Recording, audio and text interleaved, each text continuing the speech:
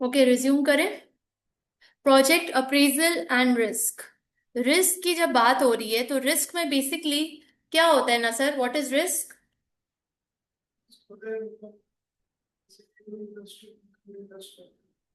तो उसको हर बात पे रिस्क नजर आ रहा होता है। कोई इन्वेस्टर अगर अपना पैसा किसी प्रोजेक्ट में लगाना चाहता है तो उसको रिस्क किस बात का फील होता है? पैसे डूब ना जाए।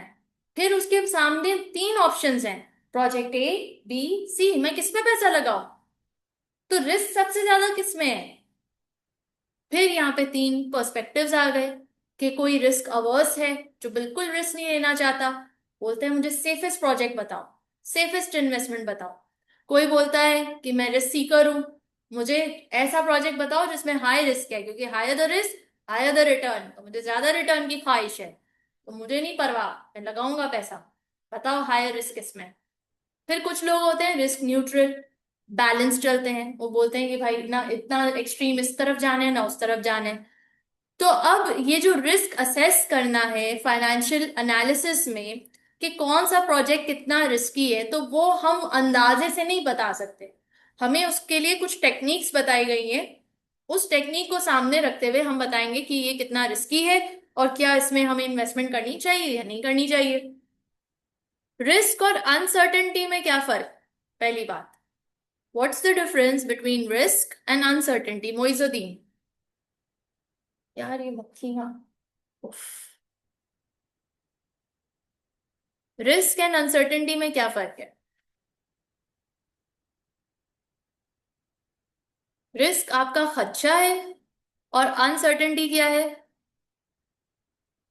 अनसर्टेनिटी के आप श्योर नहीं है, 50-50, पता नहीं होगा कि नहीं होगा, यू डोंट नो, बिकॉज जितना आप फ्यूचर में जाते हो उतनी चीजें अनसर्टेन होती चली जाती हैं। जितना आप प्रेजेंट में रहते हो तो उतनी चीजें सर्टेनिटी में के जुमरे में आती हैं।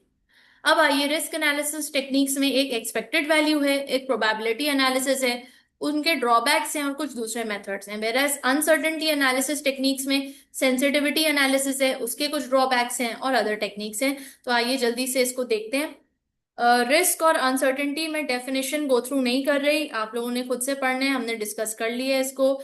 एक्सपेक्टेड वैल्यू की एक्टिविटी पर आते हैं। Harry company is choosing between two mutually exclusive projects. The NPV of these projects in dollar million depends on the rate of growth of the economy over the next 5 years. Forecast NPV is shown under scenarios of low, medium and high growth.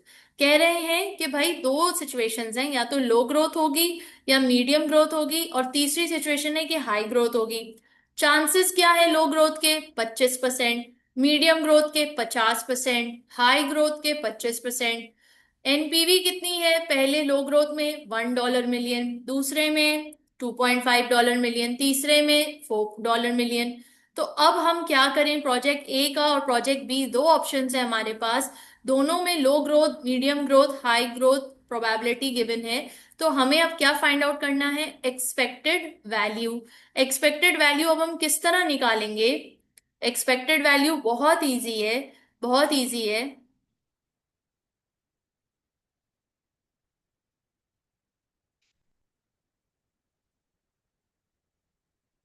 Basically आप probability को multiply करते हैं outcome से। जब आप probability को उसके outcome से मल्टीप्लाई करते हैं तो आपके पास जो आंसर आता है उसे एक्सपेक्टेड वैल्यू कहते हैं। तो इस सवाल में आपके पास जो पहला आउटकम है वो 1 मिलियन का है, एनपीवी। उसको आपने उसकी प्रोबेबिलिटी से मल्टीप्लाई किया, विच इज 25%। प्लस दूसरा आउटकम है 2.5 मिलियन, उसको उसकी प्रोबेबिलिटी से मल्टीप्लाई किया, विच इज 50%। प्लस तीसरा आउटकम है 4 मिलियन, उसको आपने उसकी प्रोबेबिलिटी से मल्टीप्लाई किया, विच इज 25%। तो आपको प्रोजेक्ट ए की एक्सपेक्टेड वैल्यू 2.5 मिलियन मिल रही है। इसी तरह प्रोजेक्ट बी को भी हम करेंगे तो आपको यहाँ पे एक्सपेक्टेड वैल्यू $4 मिलियन मिल रही है। तो अब किसकी एक्सपेक्टेड वैल्यू ज्यादा है? प्रोजेक्ट बी की। देयरफॉर आप कौन सा सिलेक्ट करोगे? Project B. So project B has a higher expected value and would therefore be chosen on the basis of this technique. Simple. ये एक्सपेक्टेड वैल्यू है। अब आइए दूसरा सवाल। जॉइंट प्रोबेबिलिटी में हम क्या कर रहे होंगे, अगेन यहाँ पे cash flow projection, one high 56 million year one का 60% चांस है, लो 44 मिलियन मल्टीप्लाई बाय 40% चांस है, ईयर टू के अगेन इसकी भी एक्सपेक्टेड वैल्यू हम निकालेंगे। किस तरह से निकालेंगे, ये देखें, पॉसिबल आउटकम्स का टेबल पहले हम क्रिएट करेंगे कि पॉसिबल आउटकम्स क्या है। तो पॉसिबल आउटकम्स है कि ईयर वन पे लो, ईयर टू पे लो, लो लो, ईयर वन पे लो, ईयर टू पे हाई, लो हाई, ईयर वन पे हाई, ईयर टू पे लो, हाई लो, ईयर वन में हाई, ईयर टू में हाई, हाई हाई। तो ये चार पॉसिबल आउटकम्स निकल करके आ गए। अब जब चार पॉसिबल आउटकम्स निकल करके आ गए हैं तो अब आप इसको प्ले करेंगे, year one low, year two low, probability 0.4, probability year one की क्या है 40%, ईयर टू की क्या है 70%, जॉइंट प्रोबेबिलिटी निकालेंगे 40 मल्टीप्लाई बाय 70, 0.28%। क्लियर। इसी तरह फिर low high 40 multiply by 30%, year one की प्रोबेबिलिटी ईयर टू की जॉइंट प्रोबेबिलिटी निकालेंगे 40 मल्टीप्लाई बाय 30%, विच इज 12%। इसी तरह ईयर थर्ड आउटकम के लिए year one high, year two low, year one की प्रोबेबिलिटी 60%, ईयर टू की 70%, मल्टीप्लाई करेंगे जॉइंट प्रोबेबिलिटी 0.42%। बेटा मोइजुद्दीन समझ आ रहा है कि चार आउटकम्स हमने किस तरह से डिराइव किए और इन चार आउटकम्स की जॉइंट प्रोबेबिलिटी किस तरह से निकाल रहे हैं। ठीक है, परफेक्ट। अब एक्सपेक्टेड वैल्यू क्या निकालेंगे, एक्सपेक्टेड वैल्यू क्या निकालेंगे, एनपीवी यानी आउटकम को जॉइंट प्रोबेबिलिटी से मल्टीप्लाई कर देंगे। तो 28% को हम जो पहला आउटकम एनपीवी का है उससे मल्टीप्लाई कर देंगे, दूसरी जॉइंट प्रोबेबिलिटी को हम इससे मल्टीप्लाई कर देंगे, तीसरी को हम इससे कर देंगे, चौथी को हम इससे कर देंगे।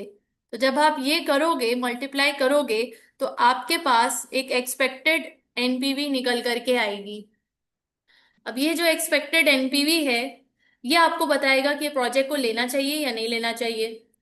तो यहां पॉजिटिव आ रहा है तो मतलब ले लो, ले ले। ठीक है, अब आइए,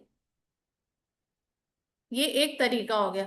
दूसरा तरीका, दूसरा तरीका आप ये डिस्काउंट फैक्टर को भी सामने रख के ले सकते हैं। अब आपको इसमें से जो आसान लगे वो आप कर लीजिए, आपकी मर्जी है, year zero, year one, year two, और इस तरह से करके। अब आइए,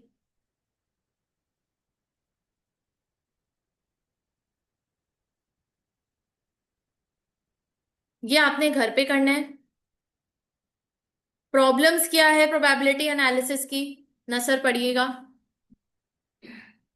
An investment may be one-off and the expected return may never actually happen. तो इन्वेस्टमेंट वन ऑफ हो सकती है, जरूरी नहीं कि ये ऑन एंड ऑफ इन्वेस्टमेंट हो, वन ऑफ इन्वेस्टमेंट है, और देयरफॉर जो एक्सपेक्टेड एनपीवी है वो हो सकता है कभी अकर ही ना हो, क्योंकि again it's a forecasting technique, it's a probability analysis, ये अनसर्टेन है। ठीक है, इस पे कोई फिक्स्ड नहीं है। Next, assigning probabilities to future events and outcomes is usually highly subjective. Assigning probabilities to future events and outcomes is usually highly subjective. Highly subjective, जो हम probability निकाल रहे हैं 60%, 40%, 70% चांस है, ये कौन निकाल रहा है, ये सब्जेक्टिव है, ये कोई ना कोई एक्सपर्ट अपने एक्सपीरियंस की बेस पर निकाल रहा है। तुम निकालोगे तो तुम्हें कुछ और लग रहा होगा, मैं निकालूंगी तो मुझे कुछ और लग रहा है, मैंने 50% निकाला, तुमने 60% निकाला, तो किसकी बात सच है, किसकी बात सच है। तो therefore it is highly subjective। तीसरा, expected values do not evaluate the range of possible NPV outcomes। If a company has a neutral attitude to risk, it can be assumed it will select an investment that is forecast to create the highest expected NPV. However, if a company is especially risk averse, or if it is risk seeking in the hope of high returns, then a company's decision making will be influenced by the risk appetite। Her company की risk appetite different है, और different apatite होने की वजह से NPV की ranges और outcomes भी डिफरेंट होंगे। Other techniques for managing risk, दूसरी टेक्निक्स क्या है, नंबर वन सिमुलेशन, पढ़िए ना sir, random numbers.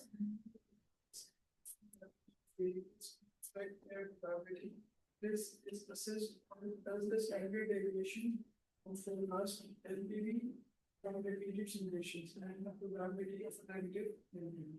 However, because random numbers are made of probabilities, there is an angel and they may be highly subjective. Subjective. Second, conservative. Transitional way of dealing individuals as to be project cash inflows to an ultra safe level. The cash would be no worse than. These cash flows are then discounted as if they are this way using a low cost of capital. This is sometimes called a certainty. There is a danger with this technique that the negative benefits of investments may be understated and actually attractive. Investments may therefore be rejected. ठीक है, तो दो techniques हैं जो managing risk के लिए हमें बताई जा रही है, एक सिमुलेशन और एक कंजर्वेटिव फोरकास्टिंग। सिमुलेशन में रैंडम नंबर्स हैं जो डिफरेंट वेरिएबल्स को आप असाइन करोगे to reflect the probability, and risk is assessed as a standard deviation of forecast NPVs. Probability of a negative NPV इसमें जरा मुश्किल है, बट हो जाती है। However because random numbers are based on probability, there is a danger that they may be highly subjective है ये। अच्छा, ये जो है ये बेसिकली थियोरेटिकली आपसे पूछा जा सकता है, इसका ट्रू एंड फॉल्स या हो सकता है how do you define which of the following statements is true as per the simulation. तो ये उसके हवाले से पूछा जा सकता है, तो देयरफॉर आप जो है इसको थियोरेटिकली इसको देखिएगा। Conservative forecasting a traditional way of dealing with risk is to reduce estimated project cash inflows to an ultra safe level. क्योंकि नाम ही कंजर्वेटिव है, तो हम इतना सेफ और रिस्क फ्री चलेंगे कि वो ट्रू एंड फेयर व्यू नहीं बता रहा, वो ट्रू पिक्चर नहीं बता रहा। और फिर उसके बाद अगर आप इतना सेफ चलोगे तो वो इन्वेस्टर के लिए हो सकता है ज्यादा अट्रैक्टिव ना रहे। There is a danger with this technique that the likely benefits of investments में बी अंडरस्टेटेड। जाहिर है, पर इन्वेस्टर के लिए अट्रैक्टिव कैसे रहेगा, ठीक। नेक्स्ट, अनसर्टेनिटी एनालिसिस, जिसमें सेंसिटिविटी एनालिसिस है, पढ़िए। The certainty surrounding a capital of distribution. Project Enables an assessment made of how responsive the projects is to changes in a single variable that affects a project's NPV। Simple सी कहानी है, sensitivity analysis हम PM में भी पढ़ चुके हैं, F2 में भी पढ़ चुके हैं। इसमें हम अगर किसी एक वेरिएबल को चेंज करते हैं, like for example selling price, अगर $5 से भी बढ़ती है तो उसका इम्पैक्ट एनपीवी पे क्या आएगा। अगर वेरिएबल कॉस्ट $5 से बढ़ती है तो उसका इम्पैक्ट एनपीवी पे क्या आएगा। इसको हम सेंसिटिविटी एनालिसिस कहते हैं कि इवन अगर $1 चेंज आ रहा है, $1 इंक्रीज या डिक्रीज आ रहा है, तो उसका इम्पैक्ट प्रोजेक्ट की एनपीवी पे क्या होगा। That is called sensitivity analysis. और उसका फॉर्मूला बेसिक है, project NPV divided by present value of project variable multiply by 100। जल्दी से अपने पास लिख लीजिए, sensitivity analysis is equals to project NPV divided by present value of project variable multiply by 100।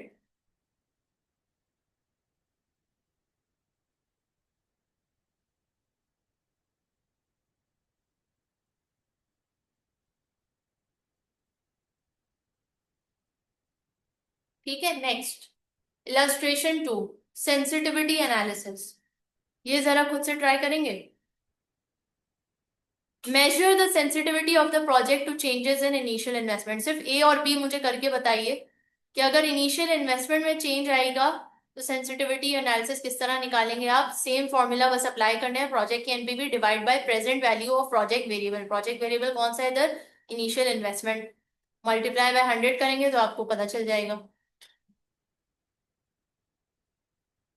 Initial investment कितनी है, 7,000, और प्रोजेक्ट की एनपीवी कितनी है, एनपीवी ये है।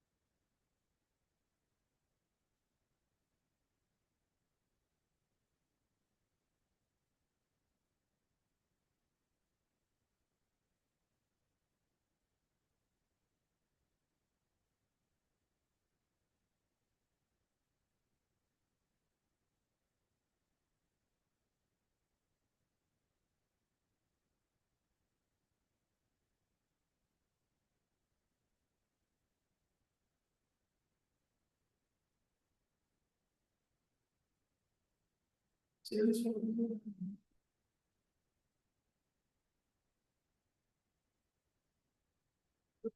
ठीक है जी, क्या कहना है?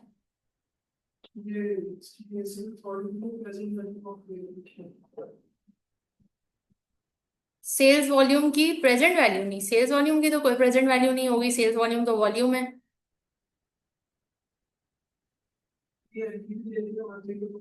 और डिवाइड कर दोगे प्रेजेंट वैल्यू ऑफ, लेकिन इसकी यूनिट्स की प्रेजेंट वैल्यू तो नहीं निकल सकती ना, यूनिट्स की कैसे निकलेगी, यूनिट्स तो यूनिट्स हैं, डॉलर थोड़ी है। करो, जो समझ आ रहा है करो, फिर हम आंसर देख लेंगे सही है गलत है क्या है। 14.6 आ रहा है।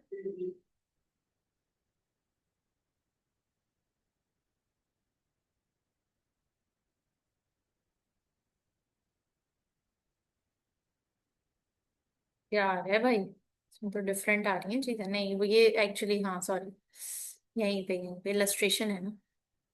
14.6% सही हो गया। सेल्स वॉल्यूम निकालो ना।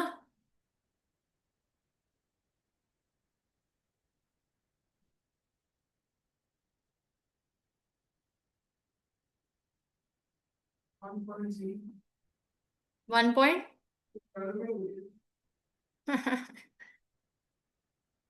Sales volume 12.8%। कैसे निकाले? This will affect the value of sales revenue and variable cost, that is the contribution. Sales volume का डायरेक्ट ताल्लुक इन्होंने कंट्रीब्यूशन से निकाला है और देयरफॉर इन्होंने डिवाइड किया है कंट्रीब्यूशन से। नहीं तो कंट्रीब्यूशन आपका क्या है, अल्लाह भला करे। कंट्रीब्यूशन कैसे निकाल रहे हो?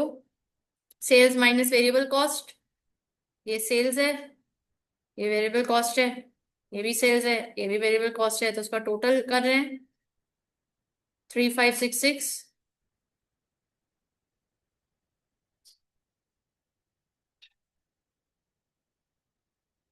या टोटल 1 लाख यूनिट की सेल्स कर रहे हैं, सेलिंग प्राइस 65 है और वेरिएबल कॉस्ट जो है वो 20 है, तो 65 - 20 कॉन्ट्रीब्यूशन पर यूनिट कितना आ रहा है?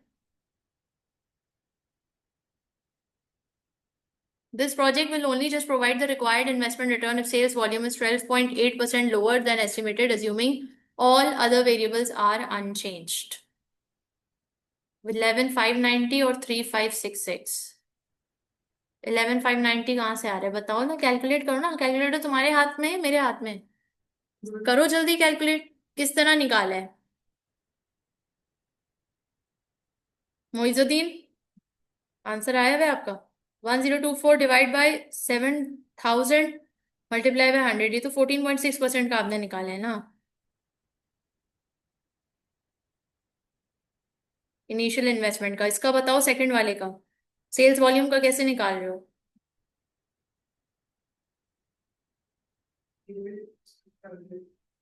हम्म,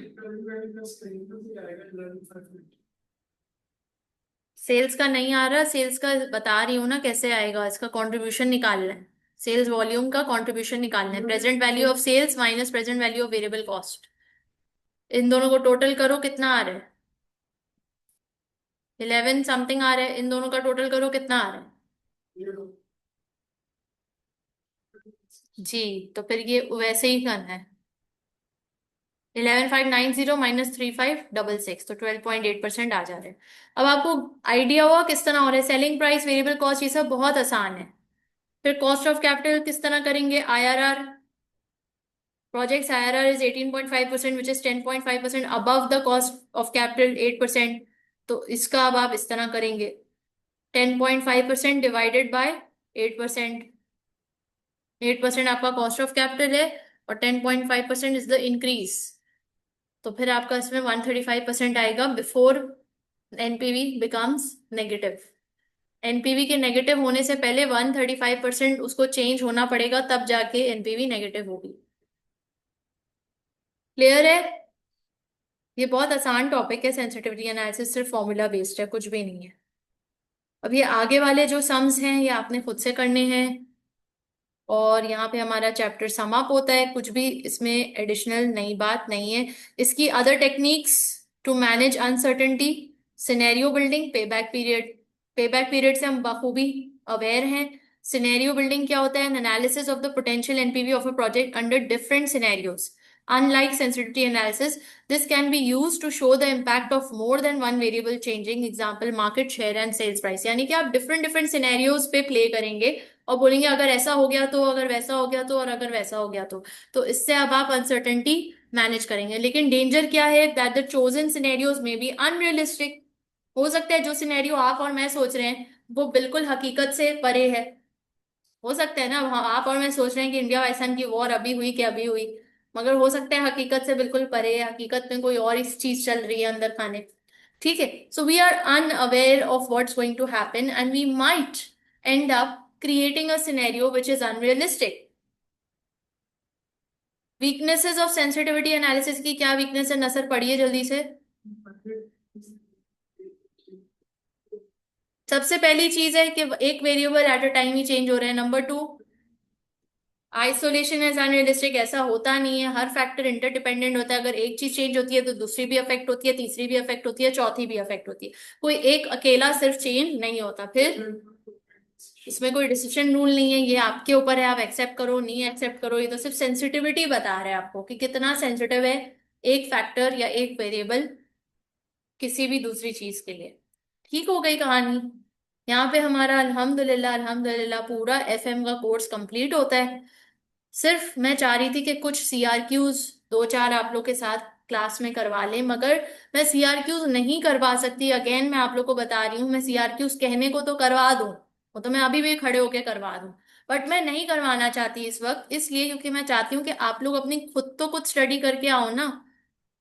खुद स्टडी करके आओ, खुद एमसीक्यू एमटीक्यूज पे काम करो। 60% एमसीक्यू एमटीक्यू बेस्ड है, उसको तो पक्का करो। वो पक्का होगा तो सीआरक्यू अपने आप उस पे ब्रिक्स जुड़ करके बिल्डिंग बन जाएगी, मुझे उस पर मेहनत करने की जरूरत ही नहीं पड़ेगी। ठीक है। तो ये आप लोग करके आओ। अगली क्लास हमारी मंडे को हो रही है इंशाल्लाह। ठीक है। मंडे को या ट्यूसडे को, आई थिंक मंडे को ही रख लेंगे, ताकि मंडे ट्यूसडे वेनेसडे जो नेक्स्ट वीक है ना, वो सिर्फ हम प्योरली सीआरक्यू की कुछ क्वेश्चंस देख लेंगे और कुछ टेक्निकल आर्टिकल्स देख लेंगे। लेकिन मीनवाइल आप लोगों के पास आज वेनेसडे है, थर्सडे है, फ्राइडे है, सैटरडे है, संडे है, 5 डेज है। तो प्लीज मेक श्योर करें कि कम से कम वर्किंग कैपिटल और इन्वेस्टमेंट अप्रेजल, ये दो टॉपिक्स को तो पक्का करके आइएगा प्लीज। एमसीक्यू एमटीक्यू सारे हो जाने चाहिए और सीआरक्यूज कम से कम 3 3 ट्राई करके आने चाहिए, ताकि मुझे आप जब क्लास में मंडे को मिलो तो जो क्वेरीज हैं वो तो रिजॉल्व कराओ ना, वर्किंग कैपिटल और इसकी। इसका जरा मैं दोबारा से एग्जाम स्ट्रक्चर आप लोग को दिखाना चाहूंगी ताकि आप लोग को याद आ जाए, जरा दोबारा से जहन नशीं हो जाए।